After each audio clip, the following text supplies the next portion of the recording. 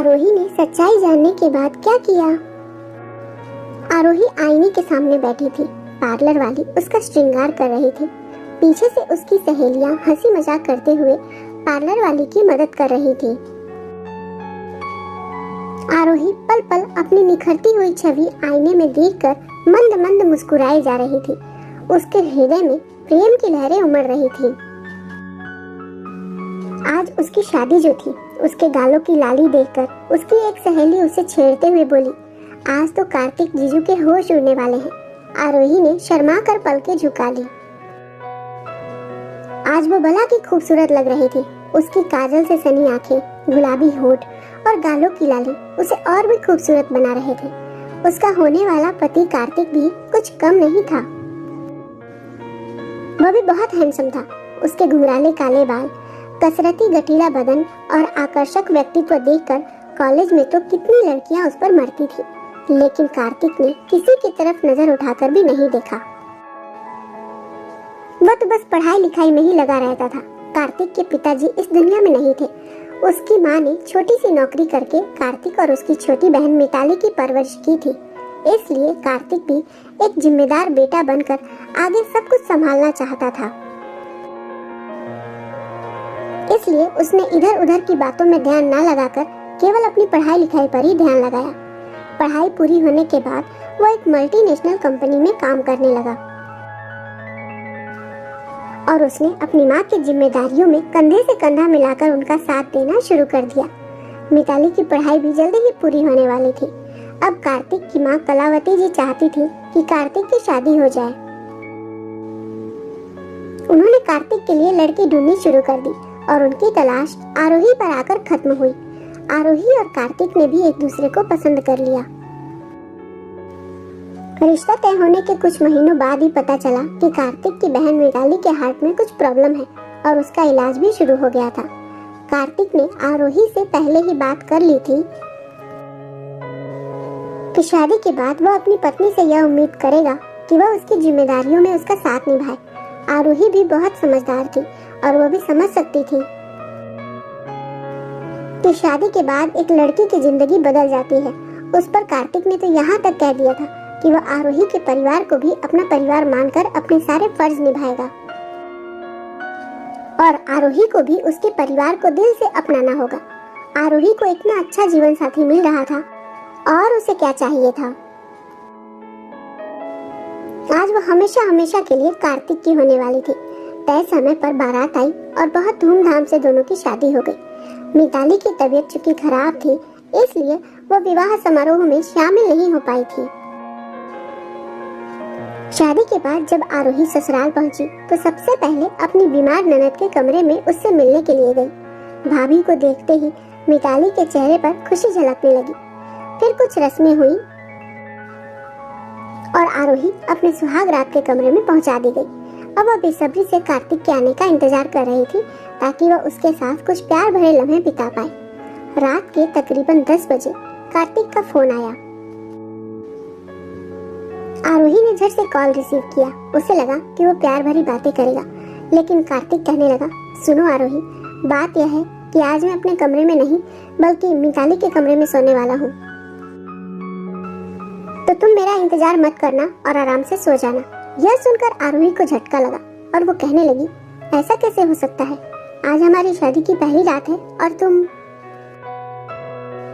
कार्तिक ने बीच में ही कहा, मैं तुम्हारी बात समझता हूँ, लेकिन तुम भी समझने की कोशिश करो। आज रात में अपने कमरे में नहीं आ सकता क्योंकि आगे की आवाज आरोही को कुछ समझ में ही नहीं आई, क्योंकि नेटवर्क प्रॉब्लम की वजह से उसकी आवाज कट कट कर आ रही थी। आरोही हैरान थी कि शादी की पहली ही रात को उसका पति नई नवेली पत्नी को छोड़कर अपनी जवान बहन के कमरे में जाने की जिद क्यों कर रहा है। उसे बहुत गुस्सा आ रहा था। फिर उसने कहा कि ठीक है कार्तिक, तुम्हें जहाँ सोना है सो जाना, लेकिन बस 5 मिनट के लिए कमरे में आओ, मुझे तुमसे कुछ जरूरी बात करनी है। 5 मिनट तो दे सकते हो ना मुझे, या 5 मिनट के लिए भी नहीं आ सकते? कार्तिक जानता था कि यह बात सुनकर आरोही का मूड खराब हो जाएगा, इसलिए उसने उसका मूड हल्का करने के लिए कहा, अरे 5 मिनट क्या, मेरी तो पूरी जिंदगी ही तुम्हारे लिए है। बस आज की रात मुझे माफ कर दो प्लीज। और मैं थोड़ी देर में कमरे में आता हूँ, तुम इंतजार करना। इतना कहकर उसने फोन रख दिया। आरोही का मन कर रहा था कि सारा श्रृंगार उतारकर फेंक दे और कमरे की सजावट को तहस नहस कर दे। बड़ी मुश्किल से उसने खुद पर नियंत्रण किया हुआ था। आरोही के लिए एक एक पल बिताना मुश्किल होता जा रहा था। देखते ही देखते 20 मिनट बीत गए, लेकिन कार्तिक का कुछ अता पता नहीं था। आरोही का गुस्सा बढ़ता ही जा रहा था कि एक कमरे से दूसरे कमरे तक आने के लिए इतना ज्यादा समय क्यों लग रहा है। आखिरकार आधे घंटे के बाद कार्तिक कमरे में आया। उसे देखते ही आरोही मुंह फेर कर दूसरी ओर बैठ गई। उसकी नाराजगी देखकर कार्तिक उसके पास आया और हौले से उसके कंधे को पकड़कर उसने उसका चेहरा अपनी ओर घुमाते हुए कहा, आरोही, मुझे पता है कि आज की रात को लेकर तुम्हारे बहुत सारे अरमान होंगे, लेकिन मेरी भी मजबूरी को समझने की कोशिश करो। आरोही हैरानी से बोली, किस मजबूरी की बात कर रहे हो तुम? आखिर बात क्या है? जब तक तुम मुझे कुछ बताओगे नहीं, मुझे पता कैसे चलेगा? कार्तिक ने उसकी गहरी काली आंखों में झांकते हुए कहा, तुम्हें तो पता है ना कि मिताली के हार्ट में कुछ प्रॉब्लम है। आरोही ने सहमति में सिर हिलाया तो कार्तिक आगे बोला, परसों उसकी तकलीफ बढ़ गई थी। डॉक्टर ने कहा है कि दवाइयों से कोई सुधार नहीं हो रहा है तो अगले सप्ताह उसकी सर्जरी करनी होगी। यह सुनकर आरोही हैरान रह गई और कहने लगी, फिर मुझे इस बारे में किसी ने कुछ क्यों नहीं बताया? कार्तिक कहने लगा, क्योंकि मिताली नहीं चाहती थी कि तुम्हारी खुशियों में कोई कमी हो। उसका कहना है कि अपनी शादी को लेकर एक लड़की के बहुत सारे सपने होते हैं। ऐसे में अगर तुम्हें यह बात पता चलती तो तुम हंसी खुशी विवाह की रस्में नहीं कर पाती, इसलिए उसने तुम्हें अभी यह बात बताने से मना किया था। मैं तो शादी की तारीख आगे बढ़ाने की बात भी कर रहा था, लेकिन मिताली ने कहा कि शादी तय समय पर ही होगी। उसकी बात मानकर ही मैंने शादी की तारीख आगे नहीं बढ़ाई, वरना मुझे ऐसे में शादी करने की इच्छा नहीं हो रही थी। और इतने दिनों से तो रात को माँ ही मिताली के साथ सो रही थी, लेकिन आज मुझे उसका ध्यान रखना पड़ेगा क्योंकि हमारे पड़ोस में एक भाभी रहती है। उनकी डिलीवरी होने वाली थी, लेकिन समय से पहले ही उन्हें हॉस्पिटल जाना पड़ा। उन्होंने एक बेटे को जन्म दिया है। ऐसे में उनके घर से सब कुछ संभालने वाला कोई आ नहीं पाया, तो माँ हॉस्पिटल गई है और आज की रात वो वहीं रुकेंगी। तो मिताली का ध्यान रखने के लिए मुझे उसके कमरे में ही सोना पड़ेगा। तुम्हें तो पता ही है कि अभी उसकी हालत थोड़ी नाजुक सी है। यह सुनकर आरोही की आंखें डबडबा गईं। उसे अपने पति, सास और ननद तीनों पर बहुत गर्व महसूस हो रहा था। उसकी सास जो पड़ोसियों की मदद करने के लिए चली गई थी, वो कितने अच्छे दिल की थी, और उसका पति जो अपनी बहन का ध्यान रखने के लिए अपनी शादी की पहली रात को भी नजरअंदाज कर रहा है, वो कितना संवेदनशील होगा।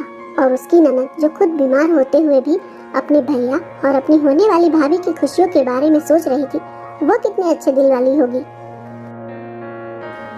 ऐसा प्यारा परिवार देखकर आरोही बहुत भावुक हो गई और भरे गले से बोली कि यह सब तुमने मुझे पहले बताया होता तो मैं भी तुम्हारा साथ देती ना।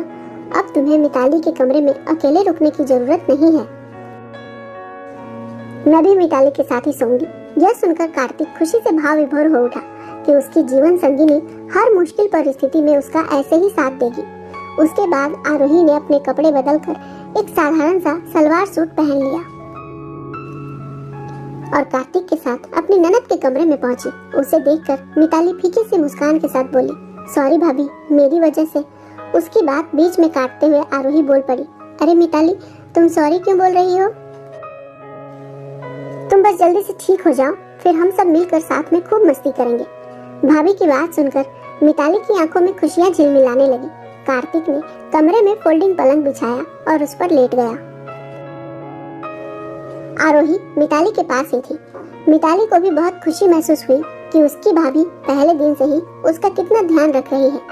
अगली सुबह जब कलावती जी हॉस्पिटल से घर आई और उन्हें यह बात पता चली तो उन्हें भी अपनी नई नवेली बहू पर बहुत गर्व महसूस हुआ, जो अपनी शादी की पहली रात ही अपनी ननद का ध्यान रखने के लिए उसके कमरे में चली गई थी। फिर निश्चित दिन मिताली का ऑपरेशन हुआ। ऑपरेशन के बाद मिताली धीरे धीरे ठीक होने लगी थी और अब सभी हंसी खुशी रहने लगे थे। दोस्तों, सुख और दुख तो जिंदगी का हिस्सा होते हैं और परिवार का मतलब ही यही होता है कि हर सुख और दुख में परिवार के सदस्य एक दूसरे के साथ मजबूती से खड़े रहें। मगर आजकल के समय में बहुत से लोग पैसों के पीछे परिवार को भूलने लगे हैं। दोस्तों, आपके लिए क्या महत्वपूर्ण है, पैसा या परिवार?